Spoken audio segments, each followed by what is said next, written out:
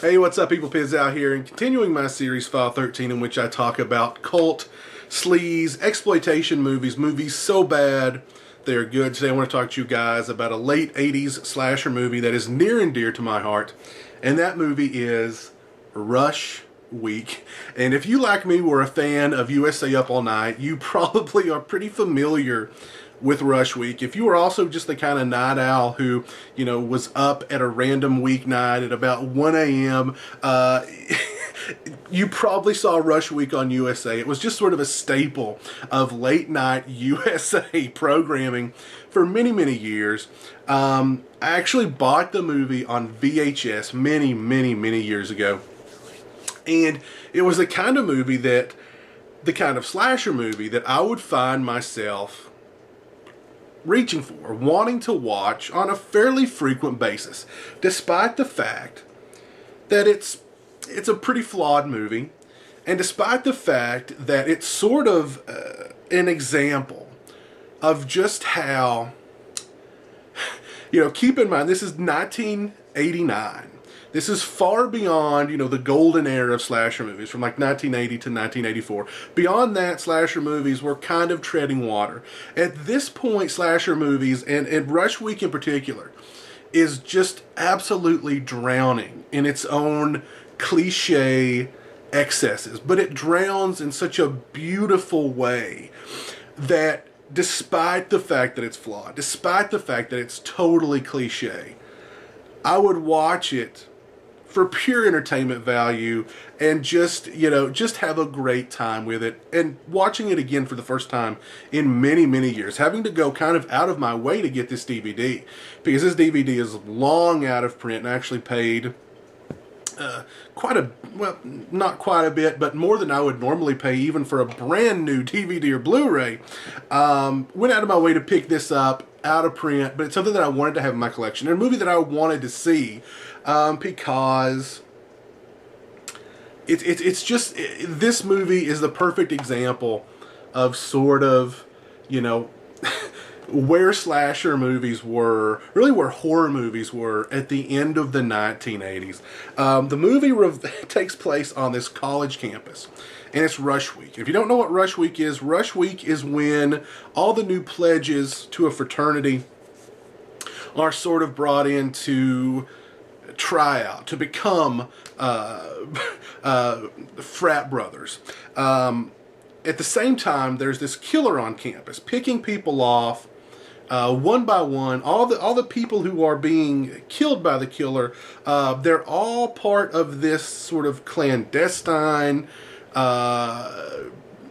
pornography, nude photo kind of ring. They meet with this guy, this photographer who looks like a bloated Stone Cold Steve Austin, in the abandoned science building in the middle of the night, and pose for nude pictures, pose for pictures with dead bodies, cadavers.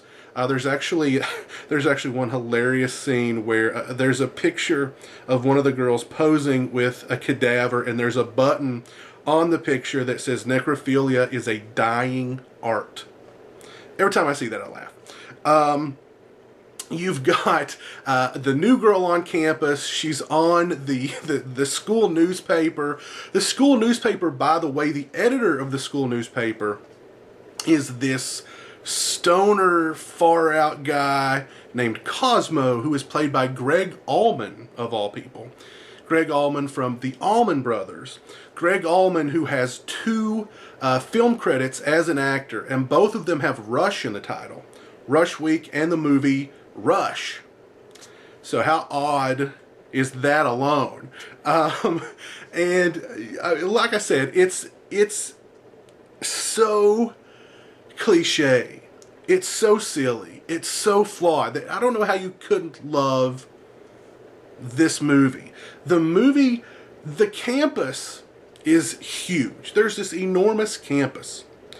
Yet there's so few students that the killer, dressed in his ungodly, ridiculous sort of hooded outfit, because no slasher can just, you can't just have a slasher, in a collared shirt running around killing people. They've got to go out of their way to create this ensemble, this garb. And this guy's garb is this, just, it looks so uncomfortable. This hooded thing, he's got a mask on, he's carrying this enormous axe, and he can chase a woman screaming throughout the campus, this huge campus, and nobody is the wiser. Nobody hears a thing, nobody sees a thing. You have, the typical, it's a murder mystery slasher movie, yet the killer, the moment you see them on screen, is so obvious they are the killer, despite the fact that there is just a myriad of red herrings out the wazoo. One guy in particular, the movie wants you to focus on so hard, is the red herring. He has so many of those moments where he sort of turns to the camera and like clenches his jaws and gives you that kind of look. The killer wears a certain pair of gloves. Of course, he has the exact same pair of gloves. There's all sorts of, wacky fraternity pranks going on throughout the course of the movie.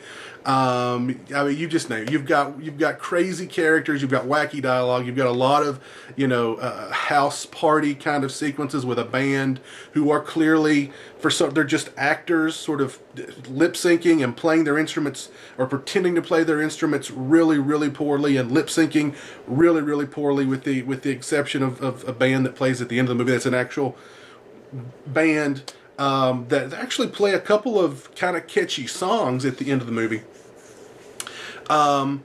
It is, like I said, drowning in cliche excesses. I mean, all the way down to the point where, I mean, the end of the movie, the killer's chasing the girl. She knocks over this like aquarium of tarantulas. She hides under a table, and the tarantulas climb up her shirt. It's it's so beautifully like cliche that I absolutely love Rush Week. I love it. It's goofy, it's silly, it's cheesy. The director tries to implore these like really, I guess what he thinks are very artsy angles. Lots of, very brightly, bright purple filters, bright blue filters. But all that does with, the bright light and the weird angles is, I mean, the shadow of the camera is visible everywhere, on the floors, on the walls, on trees. The camera's in the movie just as much, or the shadow of the camera's in the movie just as much as the lead actress is. There's one point where the lead actress is being chased by the killer through the halls of the science building, and she's like having trouble. Like, clearly she's wearing like cowboy boots, and this isn't staged. She's having trouble running in the cowboy boots because she's sliding everywhere. So the next sequence, she's literally holding a rope. Someone from off behind the camera is like pulling her with a rope, and she's holding the rope, and you can see the rope come out from underneath the camera and from the side of the camera, pulling her. Someone's pulling this woman with a rope, running down a hallway. I've never seen anything like that in a movie. But it all culminates into this incredibly silly, highly entertaining, totally cliche, late 80s slasher movie that for one reason or another I am like totally enamored with, despite the fact that it's really not good. But again, what can I say? It's just one of those sort of guilty pleasure kind of movies. And oh, by the way, there's the killer there on the back with his enormous axe. Yeah.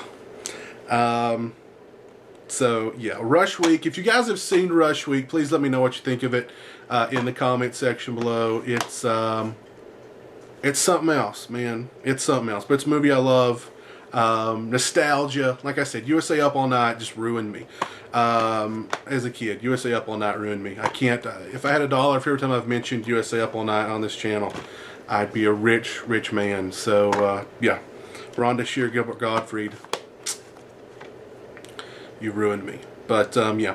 That's my thoughts on Rush Week. I hope you guys enjoyed. Like I said, if you've seen Rush Week, please let me know what you think of it in the comments section below.